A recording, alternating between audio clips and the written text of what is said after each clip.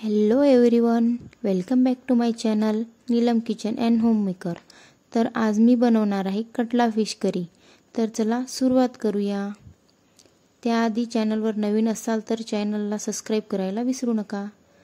तर इथे मी स्वच्छ धुतलेली कटला फिश घेतलेली आहे आणि त्याला मी हळद आणि मीठ लावून घेणार आहे आणि 1 ते 2 मिनिटे मॅरिनेट होऊ देणार आहे।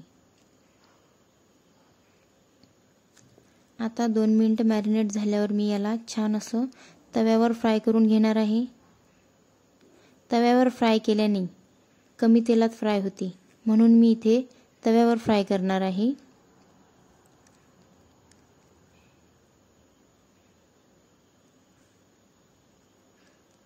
अशा प्रकारे याला मी फ्राय करून घेणार आहे। दोन्ही बाजूने याला फ्राय करायचं आहे। याला मी परतून घेणार आहे।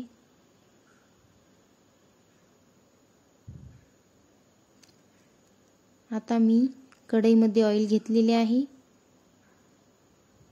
त्यामध्ये अर्धा चम्मच मोहरी, अर्धा चम्मच जिरा आणि एक बारीक कट केलेला मीडियम साइजचा कांदा आणि टेस्टसाठी थोडासा बारीक कट केलेला पालक। तुम्ही पालकच्या ऐवजी टोमॅटो पण टाकू शकता आणि याला छान असं परतून घेणार आहे। आणि यामध्ये आलं लसूण आणि कोथिंबीरचा पेस्ट घालणार आहे आणि याला पण असं छान परतून घेणार आहे। त्यामध्ये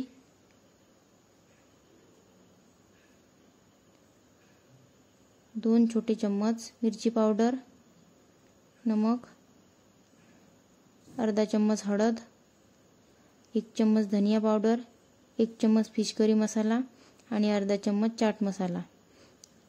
चाट मसाला ऑप्शनल आहे आणि याला छान असं परतून घेणार आहे आणि यामध्ये थोडं पाणी घालून याला छान असं होऊ देणार आहे।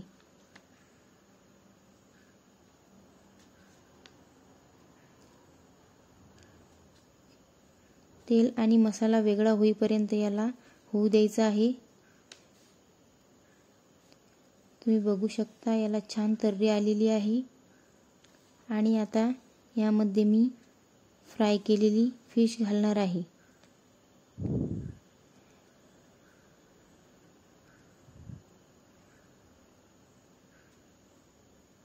अशा प्रकारे टेस्टी कटला फिश करी तयार झालेली आहे।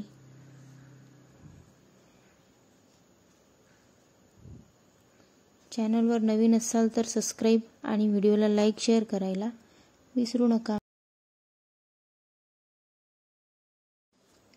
आता मी ही टेस्टी फिश करी सर्व करून घेणार आहे। तर अशी ही आजची फिश थाळी रेडी झालेली आहे आणि ही जी या थाळीमध्ये फिश फ्राय केलेली दिसत आहे याची पण रेसिपी लवकरच येणार आहे। त्यासाठी चॅनलला सबस्क्राइब करा, व्हिडिओला लाईक शेअर करा। तर भेटू पुढच्या व्हिडिओमध्ये। बाय।